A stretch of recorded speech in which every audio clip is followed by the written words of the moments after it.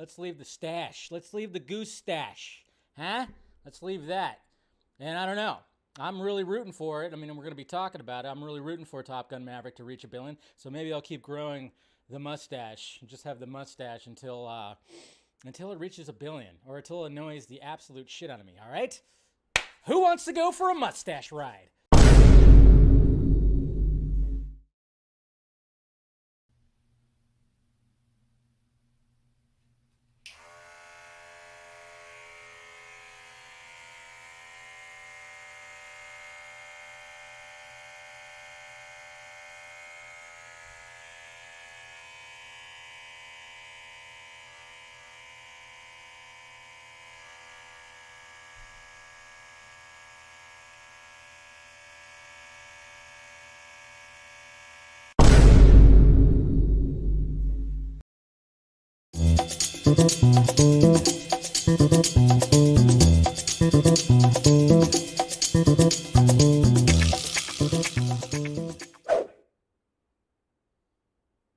What's up, guys? How's it going? I should have had a drum roll for this show to unveil whether or not the mustache has survived. All right, drum roll, please. Oh, it's still there. What's happening, guys? It still survives. The mustache survives. What's happening, everybody? That's right. But I tease it a little bit. Why not? But yes, the mustache still remains. What is happening, everybody? How's everybody doing today? Hey, what's going on? It's Monday. Make sure you hit that like, thumbs up button. Make sure you subscribe to the channel. All that good stuff. So, yeah, how's everybody doing? And let's see, we got Abel right here. Good to see ya. We got Fear Jason. Yes. Okay. We got Tony, Chappie, D9, Neil Blomkamp. That's right. You're here too. What's going on, buddy? We got Jose right here. Happy Monday to you, sir. What's up, darling? They will bring back the Snyderverse, of course. Yes, because, you know, that prophet said so. What's going on, Mr. J.D. McRae? How's it going, cat? All right. Hello, darling. And then, of course, we got Stephanie T right here, too. We got Niner fan. Good to see you. Or Niner for life, I should say. Selena Cow, what's up? We got Scotty Crook right there. Drink up if you got some wine. I don't have wine today because I didn't go to the grocery store for a reason. I didn't get to the grocery store today like I normally do, so, man, that's right. The box office it's not going to fall yet. The power of the stash. The power of the stash, right? The porn stash. The goose stash, all right? That's right. Yeah, that's right. Hector, what's going on? It's not a phantom. It's cesspool. Yeah, it can be pretty gross. It can definitely be pretty gross. Shave that shit, he says. We'll talk about that. What's going on, Mr. Landon? Good to see you, buddy. Hi, Mama Film Junkee is here. Good to see you, Mom. All right, cool. And we got Jade also right here. So is anyone ready for that third copy, right? Got third copy of that. And then, of course, we got JBP91 right here. Cool. Good to see everybody. Good to see you guys. Yes, guys, yeah, again, smash that like, thumbs up, make sure you subscribe, and make sure you have that notification bell, hit that notification bell so you know when I'm doing this stuff, and, what else? You got all the sock meds and everything that's all around me, that's all provided down below, Patreon, all that stuff, if you want to help out the pirate ship, but yes, guys, Top Gun Maverick did hit 1 billion, of course, I did a box office video yesterday celebrating that, everybody's celebrating that, then I was like, okay, so what do I do with this thing on my face? Well, it's interesting. I think what I'll do, I'll keep it going. Let's keep it going.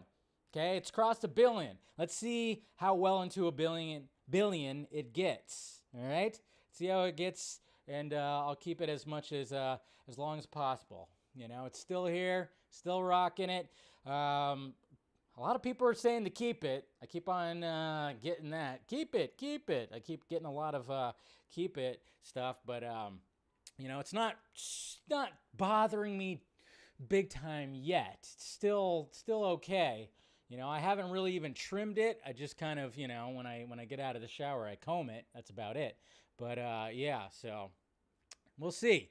We'll see. So I still got it going right here. I mean, I call it my goose stash, but let's face it, Goose's mustache was a lot shorter, and so was Rooster's. I made mine go over the edge. Why? Because I'm half Mexican. That's why.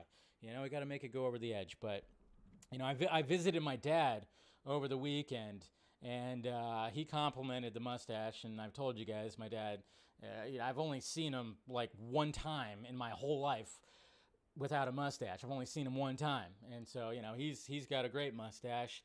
It's just like, and he just looks like a completely different person if he doesn't have the mustache. So, yeah.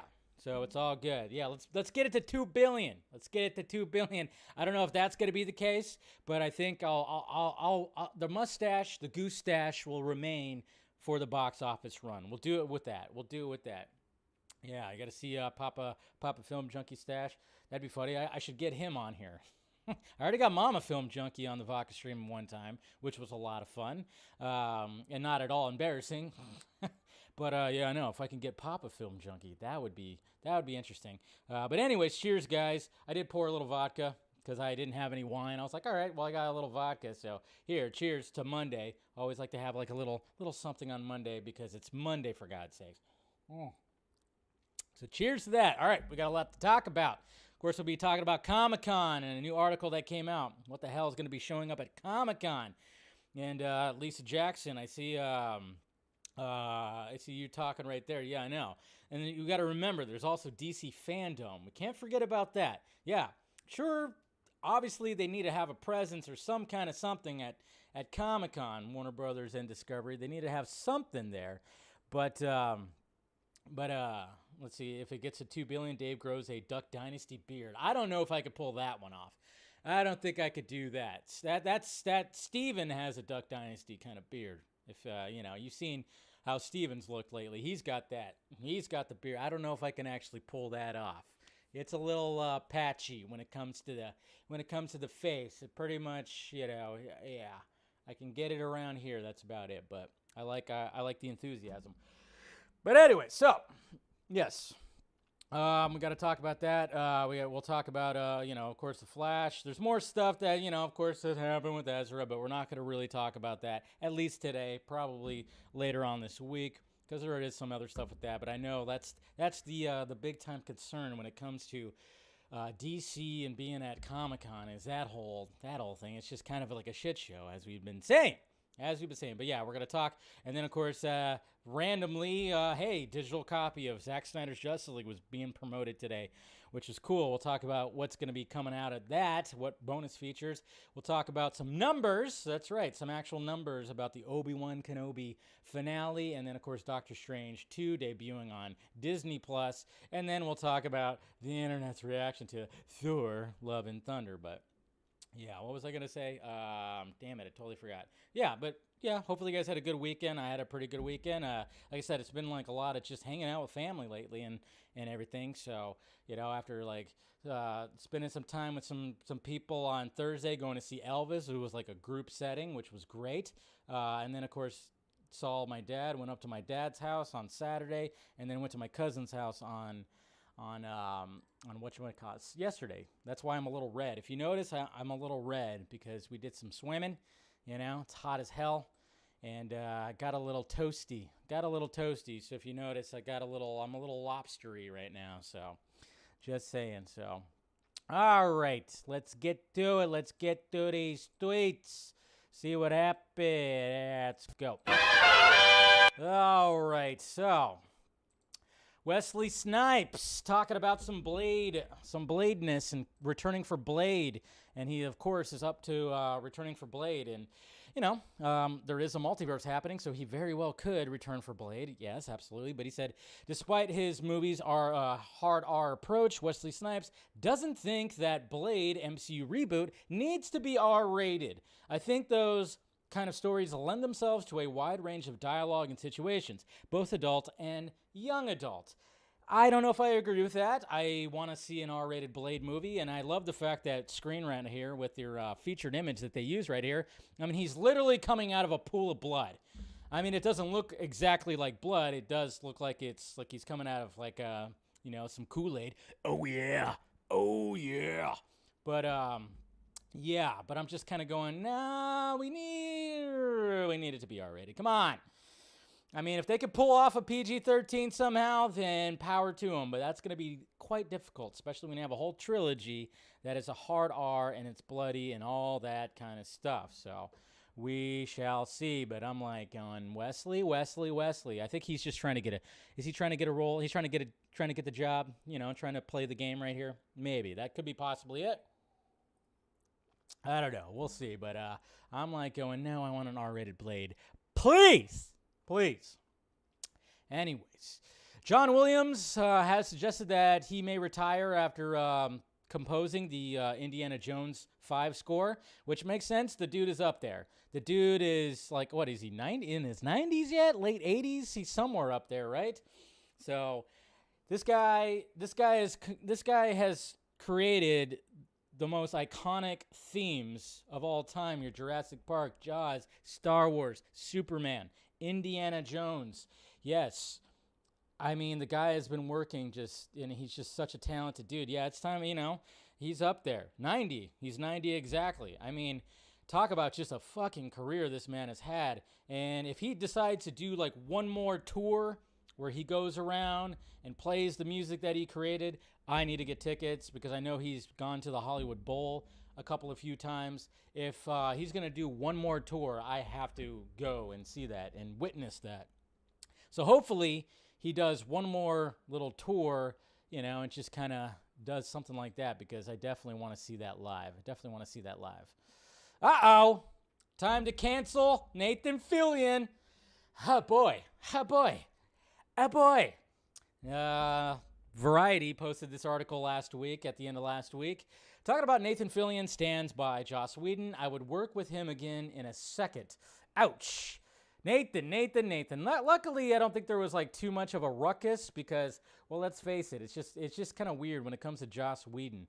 It's like, yeah, he didn't get it as canceled as much as we thought he should have. So.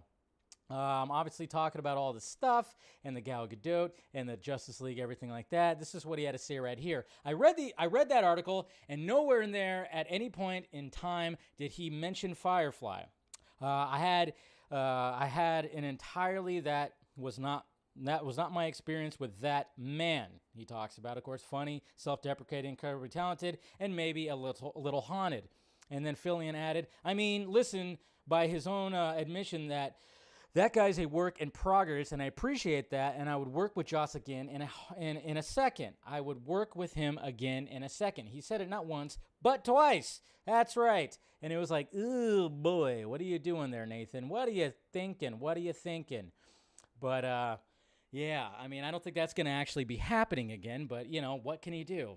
And, it's always interesting when you get, like, these, these actors or whatever coming out and basically saying like, well, that's not the Joss Whedon I know. It's like, okay, maybe you don't know. He was cool to you, but apparently he wasn't cool to other people. Yes, you read the article. How many people on the Buffy set said something? Charisma Carpenter, what did she say? What did Ray Fisher say? What did Gal Gadot say? What did people say? Okay, just because he was nice to you and cool to you doesn't mean, certain things. I mean, that's the thing. That's what you got to realize. It's like there's a reason why he got pulled off that show for HBO. There's a reason why basically he's probably not going to be creating anything anytime soon. But I guess if he does write something soon, and whether it's a series or a film, guess what? It's going to star Nathan Fillion probably. I don't know. But I'm like, geez, dude. Might want to not talk about that, but hey, what can you do? And then Alan Tudyk also said some stuff too, but it's just like it just seems like those guys had a great experience. Understandable, but you got to take in that there's other people that did not have great experiences. Okay, I mean that's the thing. I'm sure there's a lot of people that had great experiences working with Kevin Spacey. Great experiences, and this is actually true, and they would probably actually say that because obviously you saw the pictures, so many pictures and awards, and thank you, Harvey Weinstein. I mean, there's times where that's the case too, where a lot of people have had great experiences with that fucking Jabba the Hutt slob, you know, but at the same time, let's face it, not a good person. Not a good person. So, you know, maybe she just mums the word when it comes to something like that. It's like, yeah. But anyways, I thought this Nathan Fillion gif was fitting for the article. Yeah, so, okay, Nathan, it's fine. It's whatever. All right. We got Dune VFX company DNEG and adds 2 Oscar-winning VFX supervisors. That's right. Dune Part 2 is going to be something pretty special right here. And come on, Amazon Prime. Amazon, still waiting for season 2 of Outer Range, please. Still waiting for it. Please, please, please. Hey, we got some DCEU Trinity right here from Jason Fabak. So, and hey, look at this. Lee Winnall. I like Lee Winnall a lot. I think anything that he has written is going to be something pretty fantastic. Of course, he wrote the Saw movies. I got Thor on the brain. The Saw movies, and then, of course, you know, he did a lot with James Wan, Dead Silence, of course, Upgrade. He did that. That was like one of his last. And then, of course, he did, The Invisible Man for Blumhouse as well. Apparently, he's in talks to be doing Green Hornet and Kato. So that's going to be interesting. We all know that live action one that they had for, you know, back in the early 2000s with Seth Rogen. Grab Green Hornet. What can I do? I like green. Oh, yeah, that was a shit sandwich. But they tried. But let's see what Lee Winnall does. Let's see what happens with that. And then I always love these shots from the Batman showing the Batmobile, showing that ass. That's right. Showing that ass. Hey, what's going on, Rosemary? Good to see you. And here we go. The VOT International Twitter handle just does such a great job. VOT is proud to announce the first ever female CEO. You know, this is making fun of like when you know, some of the people that are always about the always pushing back on everything, and they have phrases like me, she, you, and stuff like that. This is what I love about the boys. They make fun of everybody. They make fun of all of it, and yeah, I love the fact that the VOT International Twitter handle just really leans into that, and just such good marketing for the series. So good, just so freaking good, And somebody asked, well, DC Verso asked James Gunn, please bring Harley back for another project. James Gunn responded with, not a bad idea. Not a bad idea. So something tells me something's in the works when it comes to Margot Robbie, Harley Quinn coming back. Hopefully that's something. And then, of course, I saw Elvis over the weekend. Hopefully you guys did too. Please check it out. It's a pretty damn fantastic movie. Very pleasantly surprised on how good that movie was. Man, I tell you what. Austin Butler going for that Academy Award. He's definitely going to get nominated. And then, of course, Mr. Fear Jason. It's just hair gel, guys. It's just hair gel. That's all. Just hair gel. Thor: Love and Thunder, we'll talk about the internet reactions, but of course the premiere happened, and that's why it was open for the internet reactions right here. It's cool stuff. And then, yeah, of course, the reactions are kind of what we all kind of thought they would be, you know. And let's see. Yeah, there's that. And then, of course, yeah, they released the video of... Villain attacks, they've affected everyone. Doesn't matter who you are. I mean, it's just so great. From. So great. They go after everything. And, of course, they're going to go after the whole Gal Gadot together, video. We can imagine a better world. When it comes to this, buy deeper now, $4.99. Imagine there's no heaven. That's so it's good. Easy if you... We don't have to watch the whole thing, but, you know, you get it. You get it. You really get it right there, so... And then can people stop putting Henry Cavill's face on my body? I mean, my God. Can we stop that? I mean, guys trying to take credit for my hard work. I don't know. Yes, there's a new image, perfectly planned pose of Henry Cavill, of course. This is from some reel of, it was a bunch of reels that had Jason Momoa, it had Ray Fisher and everything, you know, doing their Justice League workouts. all of that stuff. So, but yep, there's Henry Cavill, of course, literally showing why he is Superman. And what the fuck? Warner Brothers Discovery, what are you doing? Throw money at this man. How are you not throwing money at this man? Ignore the writers and the bullshitters out there. He's not aging out of the role. If anything, he looks better than he did when he first got the role. Shut up. That's what I hate. Hey, Harley Quinn Season 3 coming out soon. Can't wait. Can't wait. Here's a shot from it. Love it, love it, love it, love it, love it. Then, of course, there's all that. And speaking of hotness, Jesus Christ. Some more hotness. This is not a Batmobile they're on, guys. But pretty spicy right there. I see butt cheeks. I see butt cheeks. Pretty hotness right there. So, and then I love this right here. You know, I always like to greet you guys when I, when I go on before the show starts. I always say hello there. And here's the various different times that Obi-Wan has said hello there.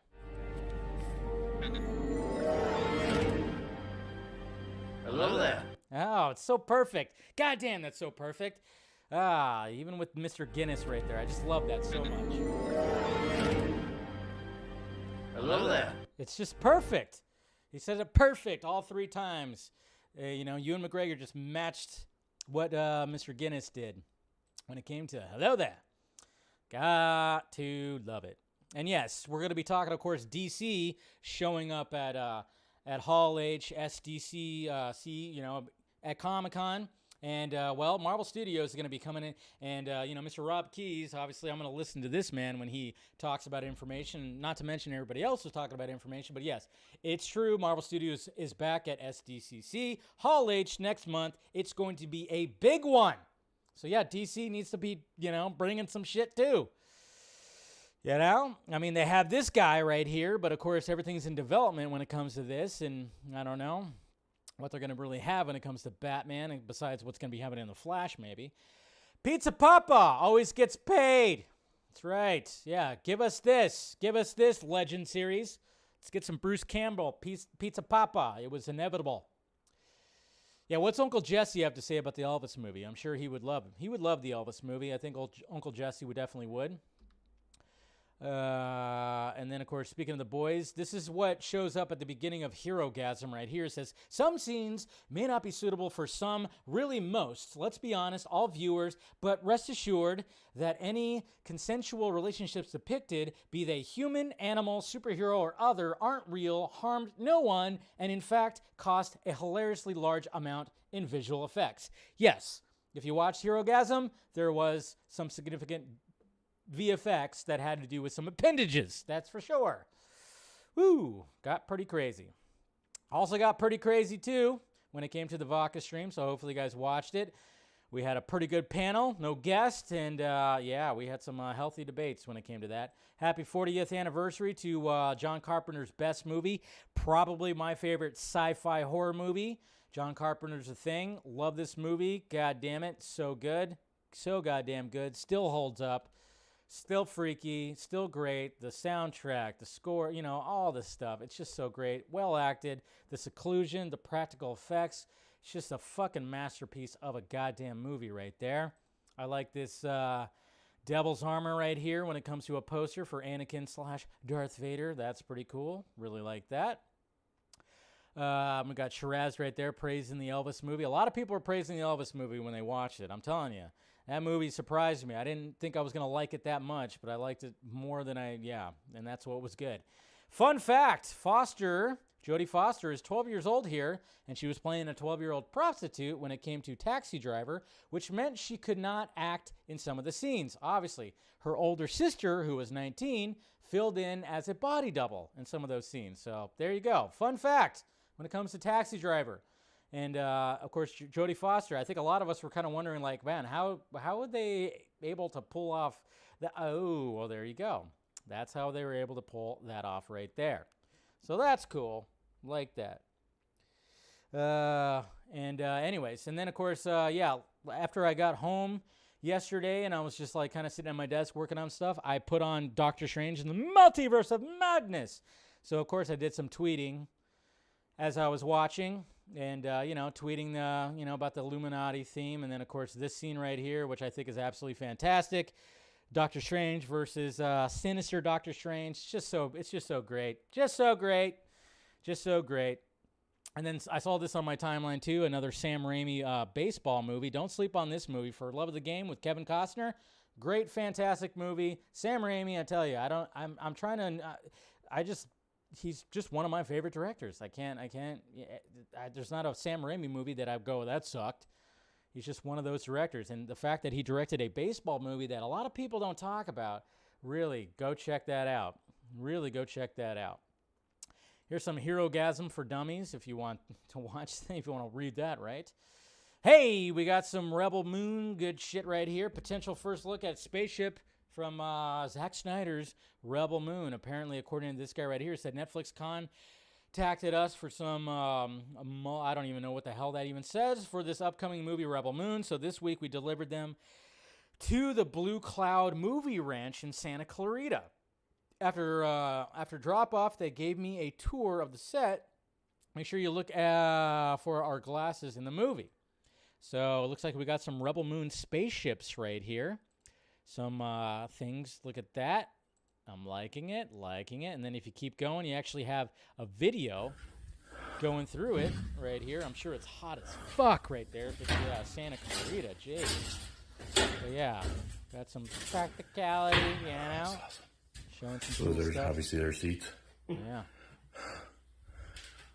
This Sounds is like cool. it's out of breath. Probably hot as shit there, man. But yeah. So I'm sure they have like a set with their. Well, shit.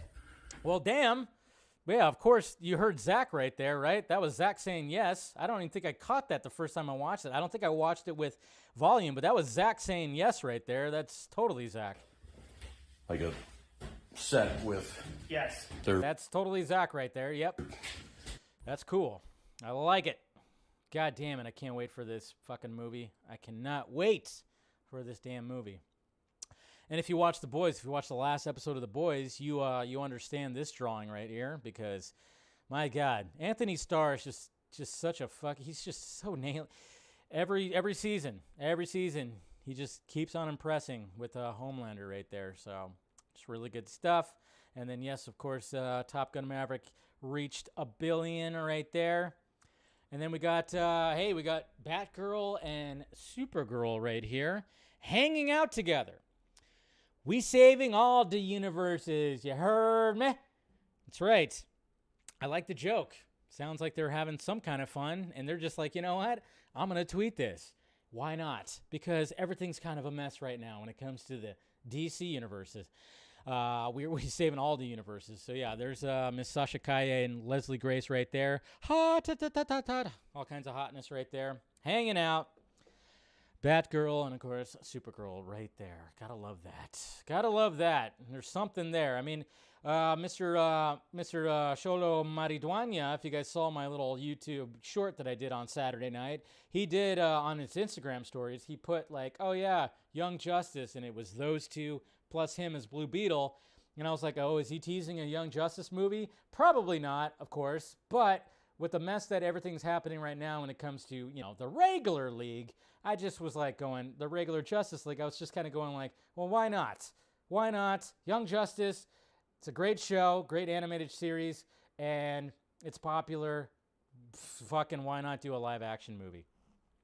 Miles Teller celebrating the $1 billion with this drawing right here of Rooster on top of a sandwich.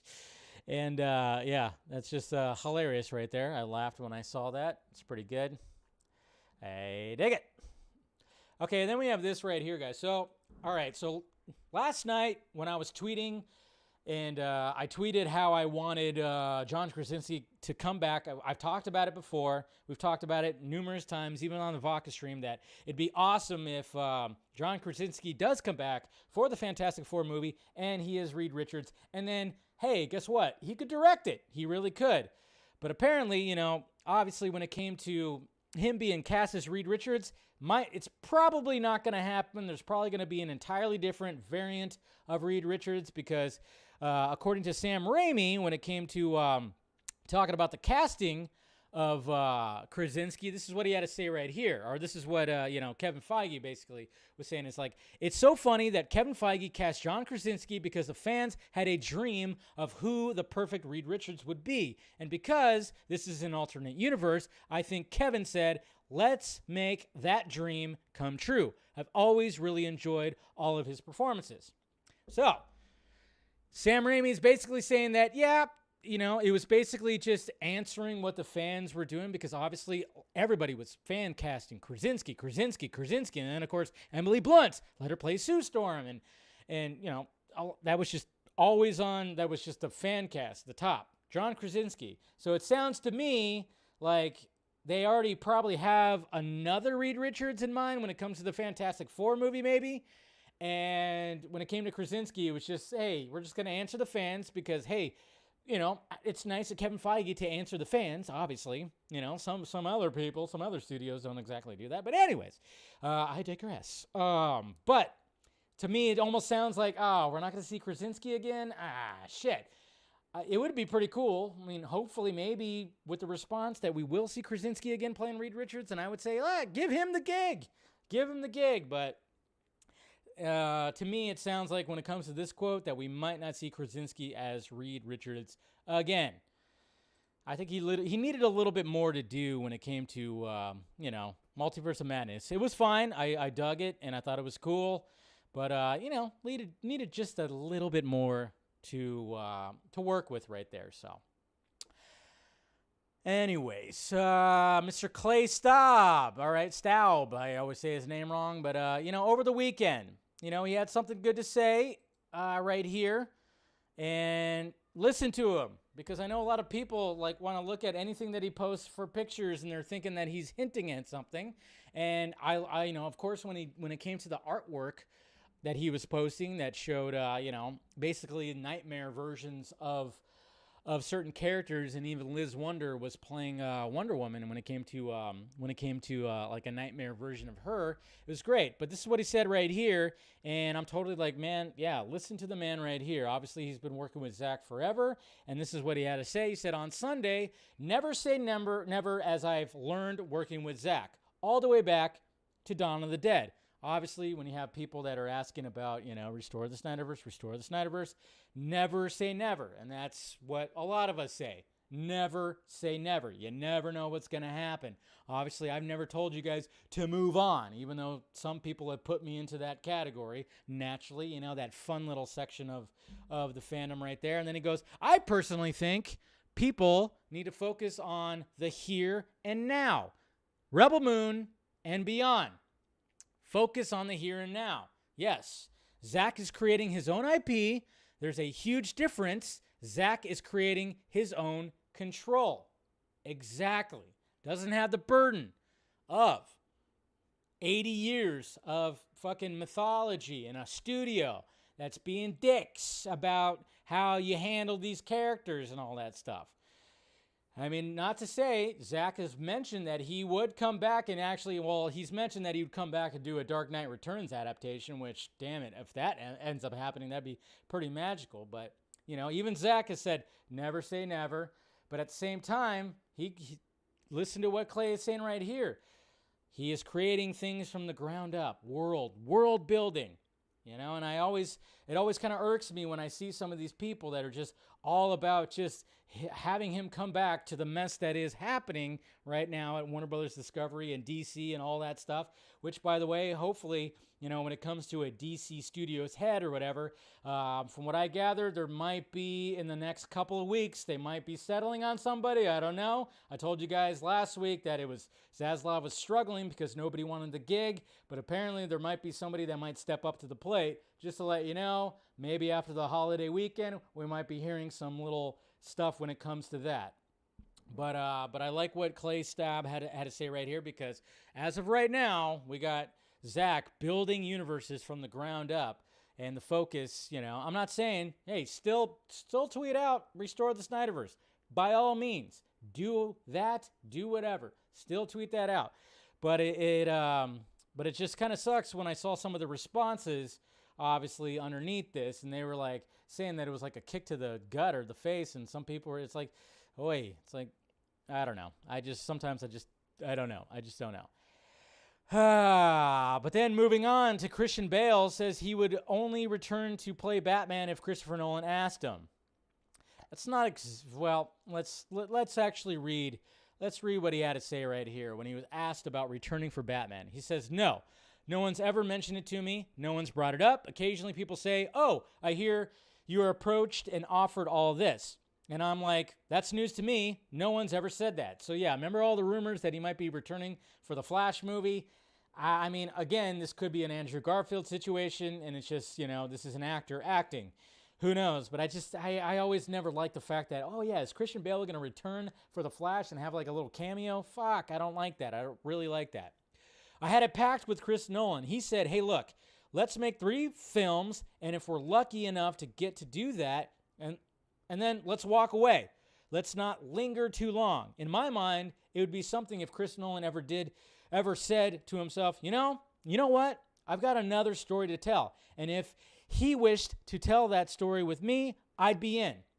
So that's what he had to say, But yeah, so in a way, yes, I guess you could say that, yes, Christian Bale would return if Christopher Nolan had a good idea for him to return as Batman. But it doesn't seem like that's going to be the case unless they wait like another 20 years and it's like some old man Batman again or something like that. But yeah, I don't think that's going to be happening anytime soon. And I don't see Christian Bale actually showing up in the Flash movie when those rumors were circulating. It just doesn't seem like that's going to happen right there. But, it's always cool because you know what that reminds me of? It reminds me of Ben Affleck with Zack Snyder.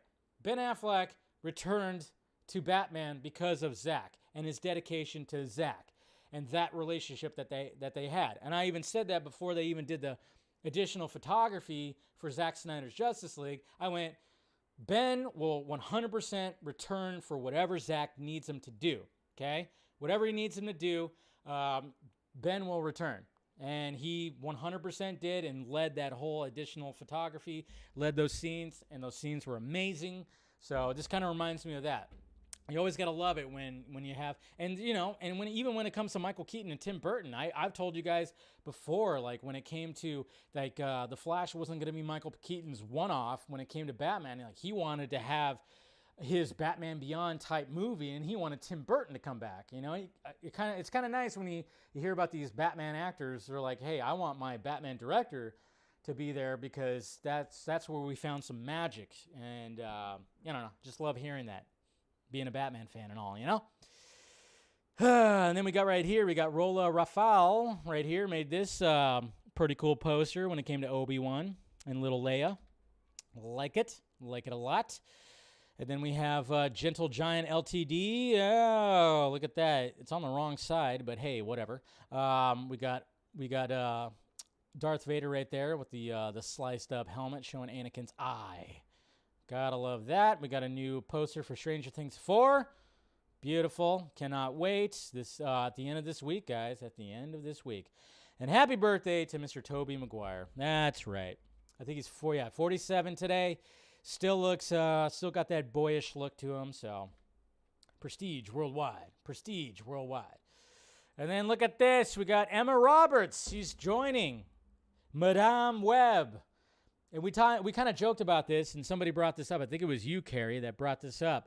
We talked about it on the Vodka stream, how it almost seems like, when you heard Sydney, what's her name, who joined also, and she said, oh, I want to be part of a movie that's bigger than life itself. And we're going, well, this is general audience doesn't know Madame Web, and it's Sony. It's not the MCU.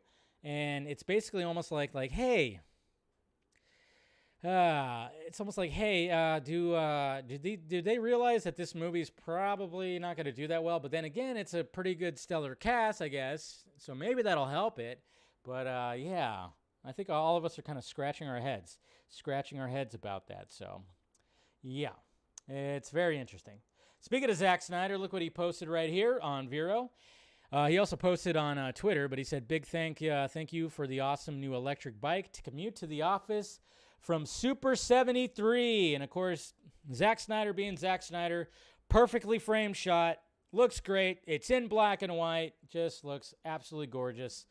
And can you imagine seeing Zack Snyder you're just like driving along, and well, I don't think he's like, I don't think he's gonna actually, take it out on the major roads, but and you just look over and you see Zack Snyder riding one of those. That's pretty cool.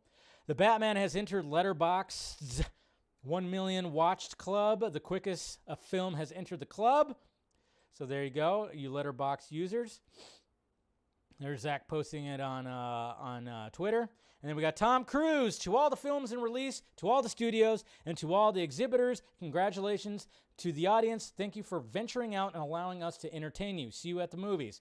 Obviously talking about the $1 billion that Top Gun Maverick has. Of course, we'll talk about that. Apparently, filming has reportedly been delayed on Marvel's reboot of Blade starring Mahershala Ali. That's not good. Rewrites of the script, maybe? Who knows? Paramount CEO says streaming service will not remove old content some may find offensive. It's all on demand. You don't have to watch anything you don't want to. Yeah, George Carlin used to say that when it came to him. Remember when it came to all that stuff? You watch the George Carlin doc. They talk about how he was going to be arrested for saying things, just saying things, which is crazy. And he has a whole bit where he talks about how, it's your choice to listen to stuff. If it offends you, it doesn't mean it has to be removed. Yes, there's some old things. For instance, of course, Tropic Thunder, where you have Robert Downey Jr. in blackface. But you watch the movie, it's hilarious. The context of the movie, it's fine, it's comedy, it's great, it's fantastic. Most people accept it. Do not cancel Robert Downey Jr. But yeah, I love it that the CEO was like, hey, we're going to keep this stuff on there. If it offends you, guess what? You don't have to watch it. It's there, though. Because I know, like, with some of the other stuff, it was like, oh, shit. They started removing things. Wonder Meg, she had an interview with Susan Nesenberg, who, of course, voices Wonder Woman and stuff like that. So if you guys check out her latest interview article at cbr.com, she spoke about the journey as Wonder Woman, her friendship with Kevin Conroy, which is great, which sparked the Wonder Bat sensation, and how amazing to see Wonder Woman get her own video game. So make sure you guys check that out. Wonder Meg's doing some great stuff over there at Comic Book Resources. And then, just hit me right in the heartstrings right here. You guys know I'm a huge Dave Grohl fan, Foo Fighters fan. And, of course, we lost Taylor Hawkins, the drummer to Foo Fighters, back in April, which, of course, broke my heart. You actually can go see it live. I found out live on the Vodka stream that Friday night, and I could only do an hour's worth of Vodka stream because it just broke my heart because he was my favorite drummer, favorite band. But apparently Dave Grohl was, he joined Paul McCartney on stage over the weekend and played a little bit with Paul McCartney, and then he showed off his new tattoo, which of course is a T for Taylor. That's in the shape of basically like a hawk, wings and whatnot. So, yeah, I saw this over the weekend and then looked for it today, and I was like, man, just kind of broke my heart a little bit. And there it is right there, just the video of it. He points at it. Oy, good stuff, man. Good stuff. Ugh, still breaks my heart, man. Still breaks my heart. I wonder what's going to happen with the Foo Fighters. According to Daniel RPK, the Thunderbolts movie is going to have the return of Olga Kurylenko as Taskmaster because we all want to see that character again, right? Because it was done so well. Oy, Black Widow was a shit sandwich. Yeah, So this was posted today too. Like apparently the New York Post was saying that that Disney offered Johnny Depp $301 million to return to Pirates of the Caribbean because of that whole thing during the whole trial that said that he would not come back to play Jack Sparrow again if they offered him $300 million. Yeah, shocker, guys. It was all made up. Shocking. Just absolutely shocking. I'm shocked. Ridiculous. This was funny. This is a funny meme right here. McGregor, when he says he wants to do Kenobi Season 2, it's more Ben time. That's right. Somebody came up with that, and I think that's absolutely brilliant. It's more Ben time. We know what that's referring to, right? It's more Ben time. Is this what she actually looks like? I retweeted this because is this like real?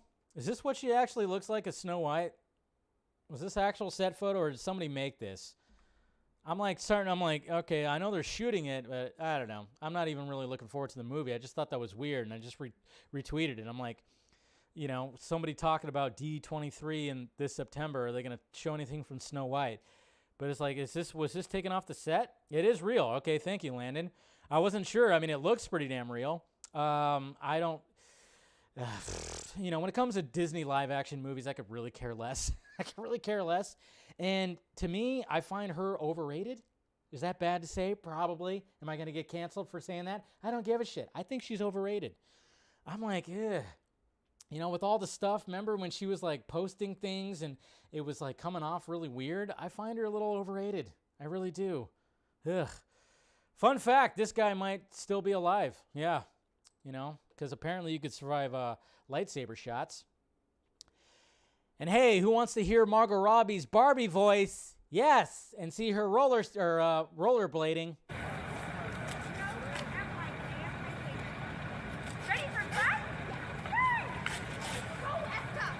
There you go. Margot Robbie's Barbie voice, if you guys are wondering. It's just a little more high-pitched than usual. She looks good on rollerblades.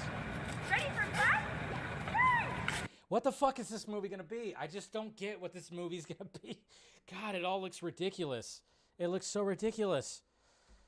But there you go. Margot Robbie's Barbie voice right there. Oh, my Lord. I just don't understand what this movie's going to be. I really don't. It's curious. Squadcast. Squadcast has a new episode of Batman by the Scene by scene. Mr. Darren right there, I don't know if you're out in the chat, but he has a fun little short video right here, which I 100% agree. Anytime you go see a movie in AMC theaters, after you've sat through 30 minutes of trailers and commercials, and then you get Nicole Kidman who does her AMC commercial, and you're like, what the fuck? What the fuck? So, yeah. Darren, I felt this. I feel it. Every time I see a movie at AMC theaters, that's what I feel. I'm like, God damn it. After all of that, then we have to get this Nicole Kidman, whole thing, and I'm like, good God. Oi! Hilarious. Big feet, big head. Oi! I like it. Oh, shit. Turn off the music. No music. Shh. But yeah, anyways. As an AMC employee, I apologize. Yeah, thank you. Yeah, no, Landon, come on. AMC is really bad at the commercials, man. Anytime, because, there's an AMC that I go to anytime I want to see something in IMAX. I always go to this one over here. Well, it's not right over here. It's still, it's about 20-minute drive that way. But it's like, fuck, man. It's just, you got the trailers, which I love trailers. Don't get me wrong. Love the trailers. But then you get the commercials. And then all of a sudden and then it's like, all right, finally. And then all of a sudden it's like, no, you got an AMC commercial. And it's like, like, come on, man. Harkins is not as bad. So, and there you go. There's Darren right there saying Elvis was amazing. I'm telling you guys, do not sleep on the Elvis movie. It's very great. The only thing that's bad, you know what? The only thing about that, what's bad about the Elvis movie being successful, Toby Emmerich gets some money in his pocket. A lot of money, apparently. Doesn't that suck?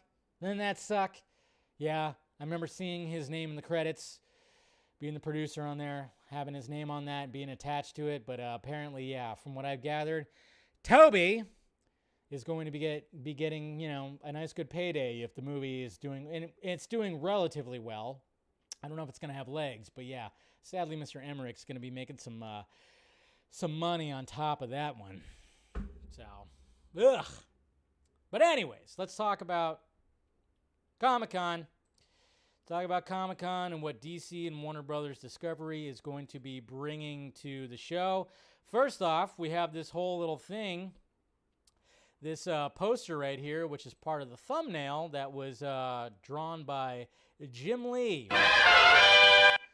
So we have all this right here, and we got all the various players. Of course, we got Black Adam, Aquaman, Shazam, They're leading the pack right here. We got Michael Keaton's Batman that's over here. 2 Flashes, which is interesting. That is interesting. But both of them are kind of, behind everybody. Dr. Fate right there. We got Atom Smasher. We got Batgirl. Everybody's just showing up right here. We got some Harley Quinn over here. We got a Robin over here. We got some Doom Patrol people. We got some Titans people. We got another Batgirl version right here, which I think is the Titans version. Doom Patrol, like I said. We got Batwoman. We got Hawkman right up here. We got all kinds of things. But you know what really was like going, well, wait a minute. Who the fuck is this back here? Oh, we got a little bit of a Hal Jordan Green Lantern right in the back right there. Yeah, what's happening with that fucking Green Lantern show? Who knows? I don't know. But yeah, so we got that back there. We got Mr. Hal Jordan back there. So that's interesting. And there's also a Sandman right here. So a lot of people were kind of going like, oh, yeah, why the fuck is Sandman part of Netflix and not HBO Max? It's like, well, yeah, they made a deal with Netflix, but Warner Brothers still owns Sandman. I mean, there's going to be a Sandman presence. I mean, they got like, they still own, I guess, the character. I'm not sure exactly what the deal exactly was. Probably just for like live action rights or whatever, But of course, we have Jim Lee doing his Jim Lee thing, just drawing these characters out, which is pretty interesting, pretty cool. Some of it's cool, but it's just like, okay, so who's going to actually show up? And then we have this article right here from The Hollywood Reporter. It says, Comic-Con, Game of Thrones, Sandman in, Warner's and DC booth out. Exclusive! What? The freshly merged Warner Brothers Discovery is going to San Diego Comic-Con for the first time, and it's making some changes in its approach. House of Dragon, the Sandman, and Harley Quinn will be showcased in a big way as Warner Brothers Discovery will still fresh from the merger, hits the first ever San Diego Comic-Con next month. The first one that's going to be back full on. Yet the company, headed by CEO David Zaslav, is making big changes to its approach to Comic-Con as Warner Brothers divisions make their first appearance at the annual pop culture celebration in 3 years due to pandemic reasons. For the first time, Warner's, including DC, will have no presence on the convention floor, a move that breaks with decades of precedent. The company had one of the bigger presence on the floor with movie and TV costumes on display. In some years, A-list stars such as the cast of Justice League and Watchmen appeared for signings. Another big change, the CW shows such as Flash, Superman and Lois, or the upcoming Supernatural prequel will be absent, as that broadcast network is facing a possible sale and had canceled many of its shows. Warner Brothers Discovery presence at Comic-Con is intended to reassure fans that the company still has them top of mind, even as the merger remakes executive ranks and aligns the company's decisions, including HBO Max, Warner Brothers Pictures, and DC in a new direction. It's still unclear what Warner's theatrical division will bring, as those plans are still being hashed out, according to multiple insiders. The studio has a number of DC films due to the later this year, such as DC Super Pets, Black Adam, Shazam! Fear of the Gods, all which open in July, October, and December, respectively. These could all make appearances. Movies that open in 2023, such as The Flash and Blue Beetle, will not have panels regardless of the presence, as they are considered too far out for any panel to have a meaningful impact. Well, yeah, and there's also the whole, obviously, Ezra Miller thing, but it kind of makes you wonder, like, okay, so does that mean there's going to be more things that are going to be dropping during a DC fandom, which hasn't really been announced yet? So it's interesting. House of Dragons is one of HBO's biggest bets and seeks to extend and reset the Game of Thrones franchise, which was the biggest show in HBO's history. It will have a Hall H panel ahead of the series launch on August 21st. Netflix's Sandman is the most expensive DC show that Warner Brothers Television has ever made, and it's getting a Hall H treatment with a special video presentation followed by a Q&A with the series stars and producers. Riverdale will also land in Hall H. Why? I don't know. DC Publishing, despite not having a booth, will still have a presence via smattering panels. DC Publisher and CCO Jim Lee will headline a showcase of upcoming DC books with sneak peeks and creators. There will be a panel stacked with Batman-centric comics, writers, and artists, while Superstars writers Tom Taylor and Tom King will have a conversation about their work, past, present, future. Also in line in the lineup is the panel on DC's current event miniseries, Dark Crisis, among others. I saw people posting about that. There'll be panels on Gremlins, Secrets of the Mogwai, with new series voice stars and executive producers. Meanwhile, Cartoon 2 Network will have multi-show panel touting Craig the Creek, Teen Titans Go, We Baby Bears, among several other animation panels. So a lot of stuff right there. Of course, Rick and Morty will have a presence there.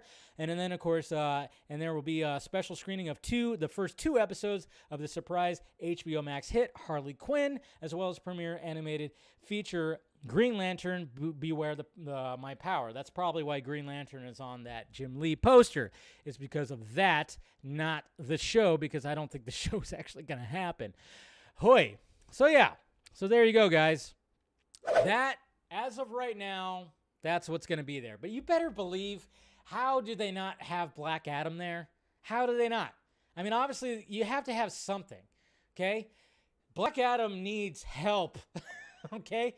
There needs to be more hyped. It just needs to be more hyped, and they really fucking dropped the ball when it comes to this whole thing. And as much as I'm looking forward to Black Adam, a lot of people were looking forward to Black Adam, Jesus Christ, they just did kind of a bad job when I hate to throw, Dwayne The Rock God fucking damn Johnson under the bus, but it's just like he was been trying to get Black Adam made for a decade, right? And then, of course, he gets it made. And then when you watch that trailer, guess what? It just looks like a Dwayne Johnson movie, and you're kind of going, you could have stepped out of your fucking comfort zone, Dwayne. Black Adam is just like a ruthless fucking villain. I mean, yes, I know you want to go the anti-hero route, but my God, you could have went really hard, and hopefully you did go harder than what the trailer actually shows or what we actually show in there. And, it's really going to be something, and maybe they could have just like, okay, if you're going to build something with the villains, because that can be pretty popular when it comes to DC. Obviously, we've seen, when it comes to DC and their villains, guess what? There's a lot of things that you could really do with that. Look what's happened in the past.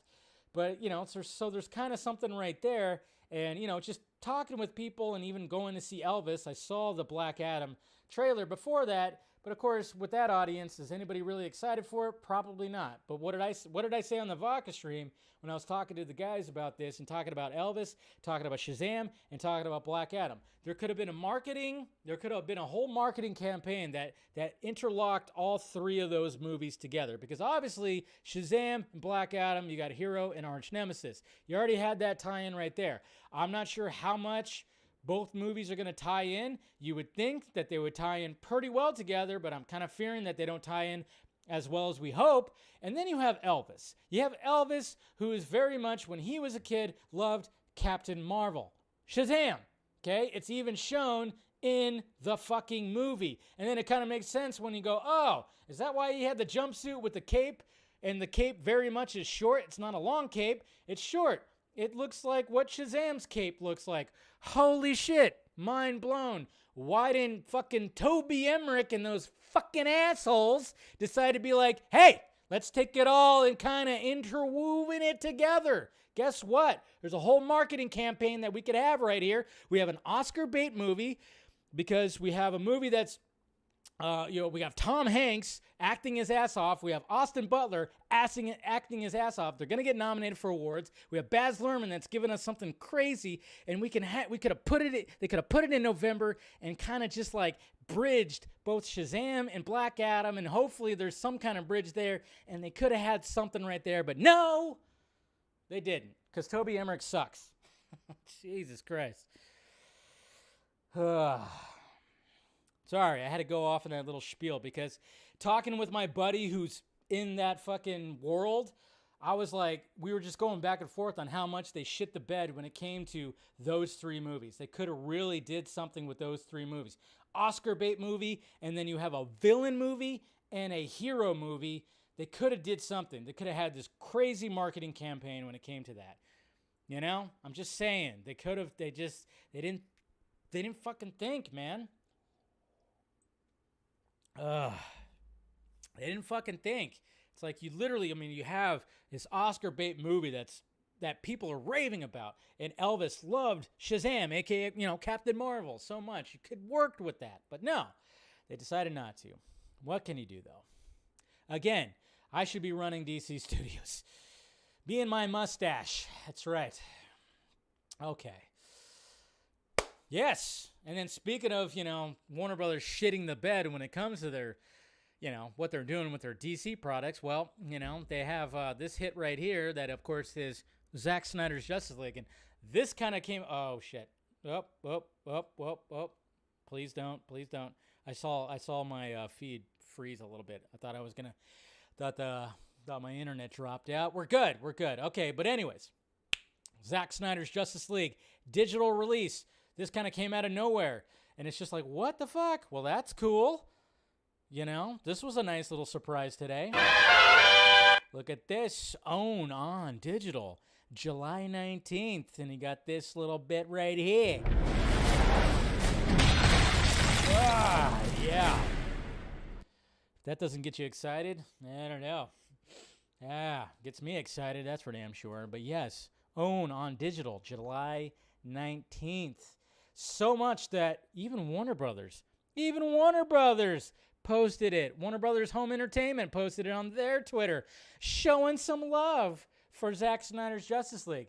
So what are you going to get if you actually get this digital, download, I guess you could say, if you don't already have it? And even if you do have it, which I do have it, hey, still buy it anyways. Show some support. Let's get those numbers up, because we know that Mr. Dave Zaslav looking at the numbers. Okay, he's a numbers dude.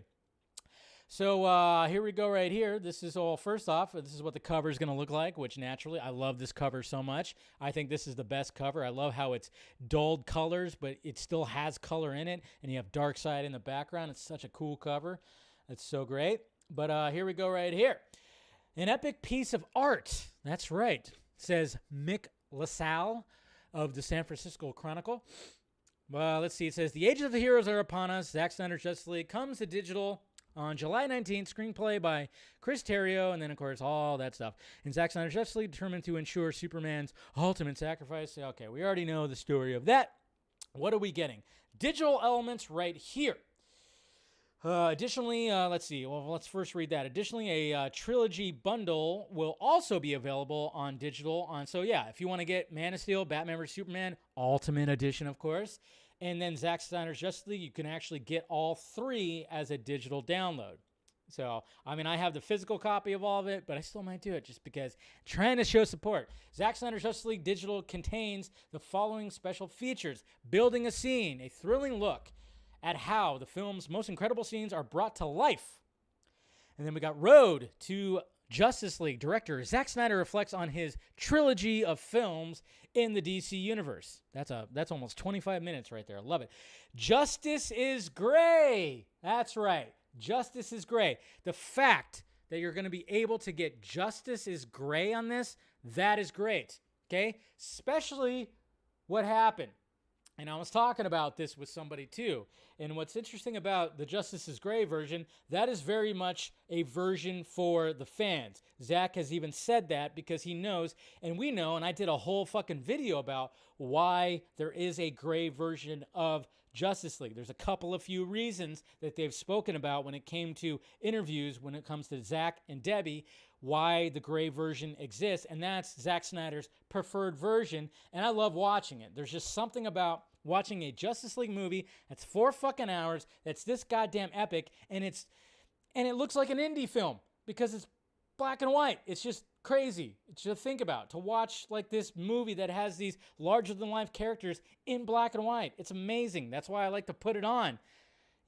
Most of the time, to be honest, if I put it on, I put on the Justice is Gray version because there's just something about the black and white version that has that indie feel. It's like, why? How does this exist? But remember the shit show that was all about? Remember when that night when they were going to drop it on HBO Max, they were supposed to wait a month.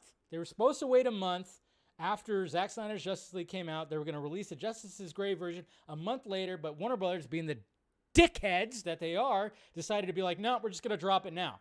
Fucking bullshit. And what do? Yeah, we all kind of came together. We got all bullshit aside and try to boost the fucking numbers on that shit.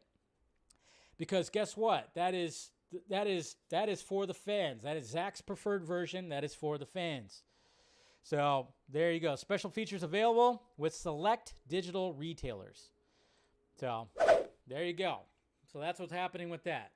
July 19th. So if you just feel like adding some more support to Zack Snyder's Justice League a whole year and some change later, let's fucking do it. Let's show.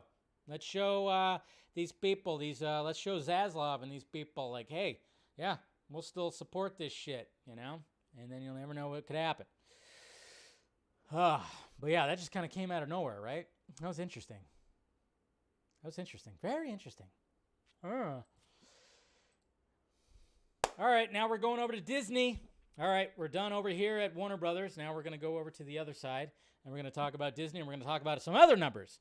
When it comes to, oh man, did I find that? Oh shit, I totally forgot to. Hold on a sec. I forgot to pull up the article. Damn it. I dropped the ball. Hold on. Obi-Wan Kenobi. Let's see. I'll find it. It's somewhere. Let's see.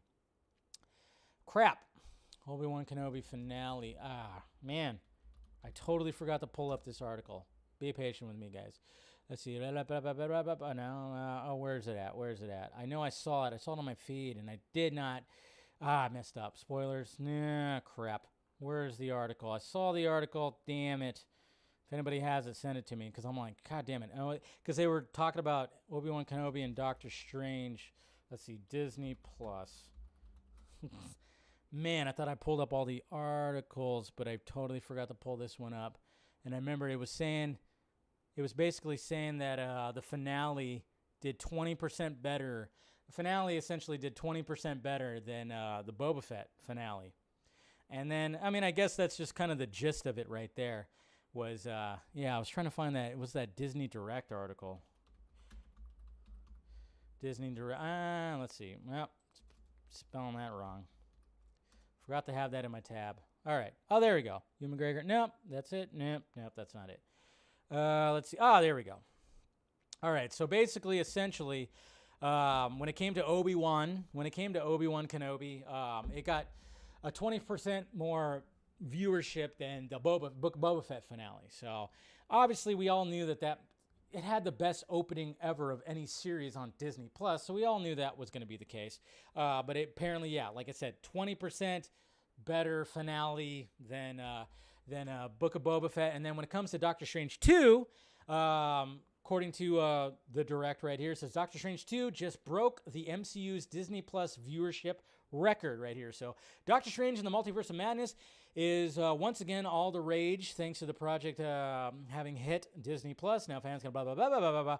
So let's go to the numbers where it says, and it's basically saying that, yes, it did in comparison, according to the service, yes, this is Samba TV. I know people don't like to see it, but it says the film saw 2.1 million U.S. households watch the movie within the first 5 days of its streaming release. Now, remember, when it comes to Samba TV, which people forget, is the fact that it only is looking at smart TVs. That's all it is, okay? It's not looking at phones, tablets, computers. It's not looking at that. It's only looking at smart TVs. I've said that many times, but the fact that it looked at only smart TVs and 2.1 million in the first 5 days, pretty damn good. Pretty damn good. So, in comparison, the recent Eternals film was watched by 2 million U.S. households in the same comparative time period, placing just behind Multiverse of Madness, some other premiere viewership numbers, you know. But you know what's kind of funny when it comes to Samba TVs? The Suicide Squad got 2.8 in its first 5 days, according to Samba TV, when it came to, again, smart TVs. Pretty interesting. Even Wonder Woman 84 got 2.2. It's all pretty crazy. So it, you know, Shang-Chi and the Legends of the Ten Rings got 1.7 according to that. But it is kind of interesting when it comes to all that and trying to measure it. I mean, I don't know if Disney's going to actually release full-on numbers. They should, but they might just be like, but 2.1 when it comes to just smart TVs, not too shabby. Really not too shabby. So there you go. Just wanted to talk about some of those numbers since, you know, we got some kind of numbers. I like to talk about numbers, you know, not as much as Steven, but I do like to talk about numbers. Anyways, moving along. Now we got Thor, Love and Thunder. Obviously, the premiere happened last last Thursday, Friday? I can't even remember. I think it was Thursday, right? Or something. I don't know. Thursday. And naturally, when it comes to the internet reaction, a lot of similar reactions, but I thought I'd talk about it. I mean, it's just like, I have tickets, guys. I have tickets to the movie. I am not looking forward to this movie. Who has seen the clips? Who has seen the clips to this movie? Have we seen the clips? Have we laughed at the clips? Do we think the clips are great? I saw the clip where, you know, he wants his hammer back so much, and then it's pretty ridiculous. I'm not saying that the movie's going to be a complete shit sandwich. I just see myself cringing a lot throughout when I watch it. I'm trying to go in as fresh as possible. I hope it's better than Ragnarok. I didn't really like Ragnarok that much, but Ragnarok's not a complete shit sandwich. There's still some great visuals, some great action. There's some things I like about it. You know, I'm not completely one of those people that say, sucks, worst movie ever, worst movie in history, man. I saw somebody say that about Multiverse of Madness. Worst movie in history. I'm like, go fuck yourself. When you get to that point in history, you've lost me. You're just being a dick. I hate it when people critique like that. Worst movie in history, man. Shut up. I wouldn't even say that. As much as I dislike Ragnarok, I wouldn't say it's the worst movie in history. Are you kidding me? It's not even the worst movie in the MCU. But yeah. So here's like some of the internet reactions right here. Showing some of that where does Thor rank in the MCU. Collider. Thor Love and Thunder is absolutely amazing. It blows every other Marvel movie out of the water and doubles down on Ragnarok's charm. Oh, fuck. Blows every other Marvel movie out of the water? Shut up. Get out of here. Fuck. I'm sorry. Infinity War? The first Iron Man? Let's see. Drew Taylor from Playlist says Thor Love and Thunder might be my favorite Marvel movie, and it's also might be their very best. Ugh. See, I hate this kind of stuff. Jesus Christ. Let's see. Griffin Schiller says Schiller for sure. From the Playlist also says Thor Love and Thunder just cemented itself as one of my favorite MCU films. It's got everything you could ever want from a Marvel movie. Does it really? Does it have Iron Man? Does it have Captain America? Does it have Haley Steinfeld and Hawk? No, it doesn't. It doesn't have everything, okay? Matt Naglia from Next Best Picture says, the best Thor film yet. Okay, at least he said the best Thor film, okay? That's better than saying the best MCU film ever. I hate that hyperbolic fucking bullshit. Ugh, I hate that stuff. Brandon Davis from comicbook.com. My favorite Thor movie of the four feels like the best of MCU Phase 1 and Phase 4 in one entry. Okay, that's a little bit more from Mr. Davis. So he's not a fan of the first Thor movie, which I am. Kristana Okuna says, the best entry in Phase 4 behind Shang-Chi and No Way Home. Well, that means it's not exactly the best entry then. What is that? What is that? The best entry in Phase 4, but behind two movies that are better than that. That's not a good little... what is that?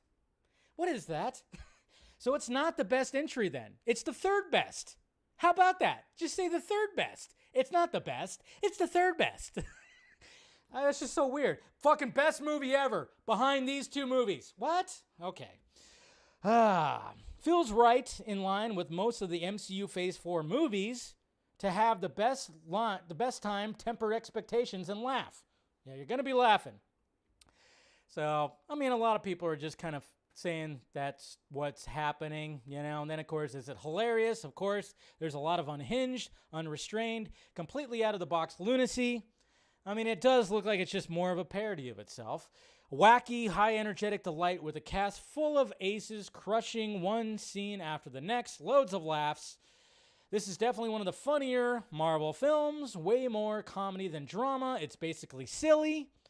Most of the humor doesn't land. Oh, look what Andrew Salazar says right here of Geeks of Color. Says, most of the humor doesn't land as well as it did with Ragnarok, but Chris Hemsworth, Natalie Portman, and Christian Bale do the best with it. That's interesting. There were more moments where the comedy and story fell flat, says Laura Surical from Nerds of Color. So some people are saying, and I have a feeling I'm going to be in this section right here. Will it give you all the feels? Christina O'Connor says, I laughed, I cried, then laughed and cried some more in that order. Cool. I left this movie emotionally satisfied while also sobbing. So many laughs and tears with a moving narrative, bursting with so much heart, emotion, and a sincerity. I teared up. I smiled from ear to ear. This film is a warm hug and a plea to cherish the present, live in the moment, do something that matters. I adore this film. Okay, at least they adore it, and they're liking the feels. How does it look? Thor, Love and Thunder is a vivid and vibrant blast. Yes, I have no doubt that the visuals are going to look absolutely fantastic, especially when they're in like the shadow realm and everything's kind of like black and white and there's some color. That looks actually pretty good. I will give Taika Waititi that visually. There's some scenes like the Valkyrie scene that happened in Ragnarok is absolutely gorgeous. I will give that. Visually, it's one of the best looking MCU films we've gotten recently. So these are some of the people that were not, use of color. So everything's kind of good. So everything's good. And then, of course, they talk about Waititi. We don't have to go through all that. But overall, when the full-on reviews come out, this movie's probably going to be 90 plus as it is, But it's just kind of funny when coming off of Doctor Strange and the Multiverse of Madness, which I really enjoyed.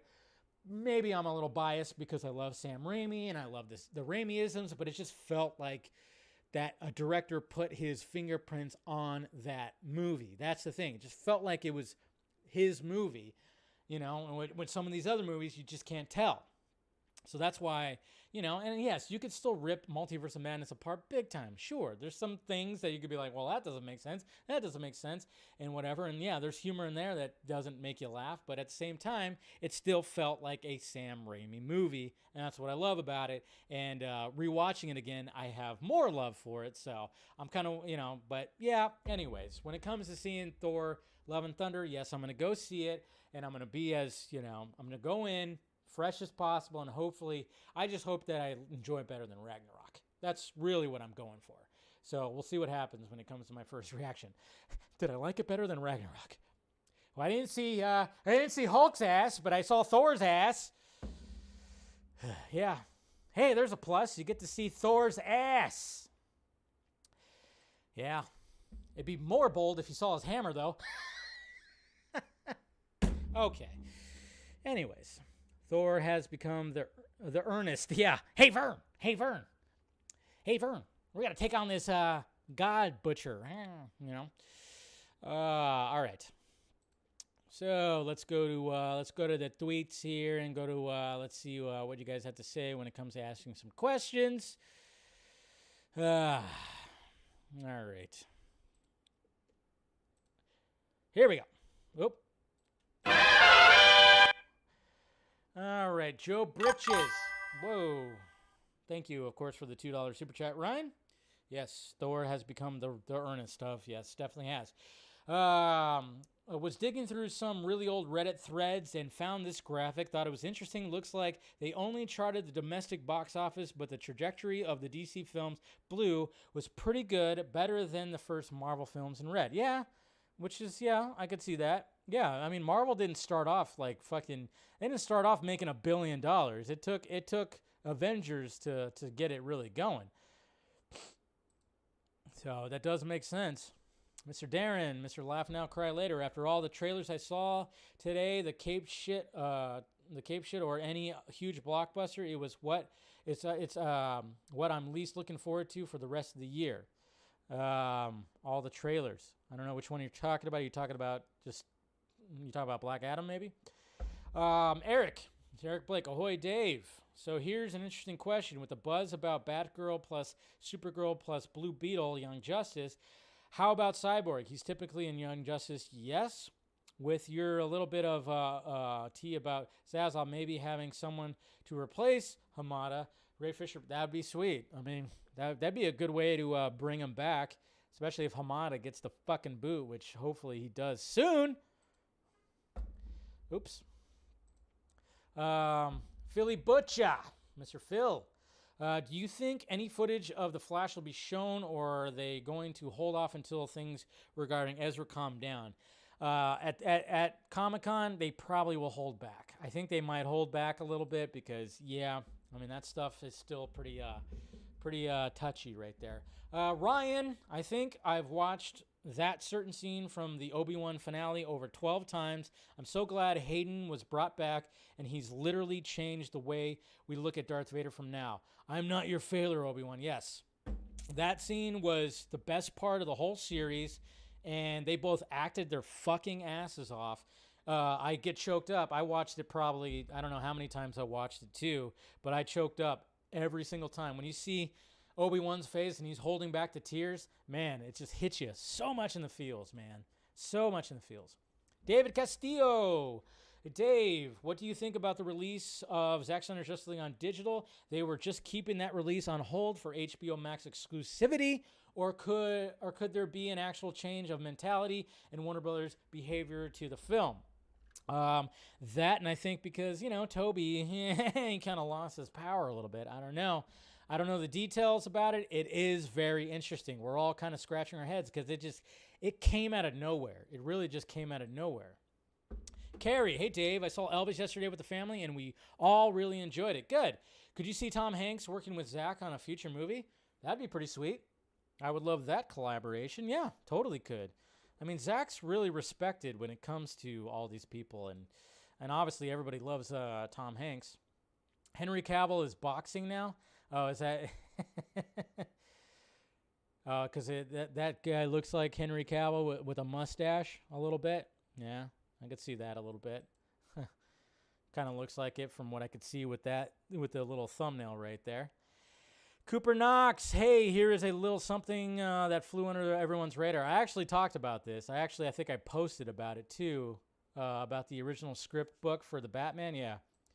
So thank you for bringing that to the attention again, though.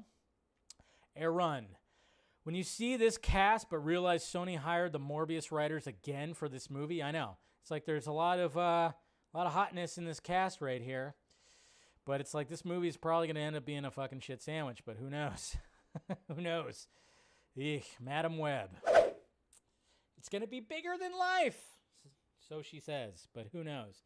I don't know. Like I said, I'm just kind of going like, I watch everything, so I'll still watch it at least, but what can you do? I don't. That's going to be interesting. But all right, guys, let's go ahead and wrap this up. Appreciate you guys spending some time with me as per usual. Make sure you smash that like, thumbs up.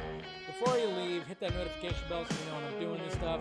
Share it. If you want to share it on social media, please do so. That helps. It definitely helps. If you share this stuff, or even share any of the videos, any of this stuff, please do so. And like I said, yes, the mustache will stay at least for the box office run of Top Gun. Let's go to 2 billion. I don't think it's going to reach 2 billion, but hey, we'll see. But as of right now, the mustache will stay. And we'll see what happens with that. And make sure you got all the links all provided down below. Patreon if you want to help out the pirate ship. All the other soft meds and everything are all right there. So please follow me and all that stuff. And I'll see you guys tomorrow. Same Junkee 10, same Junkee channel. All right, talk to you later.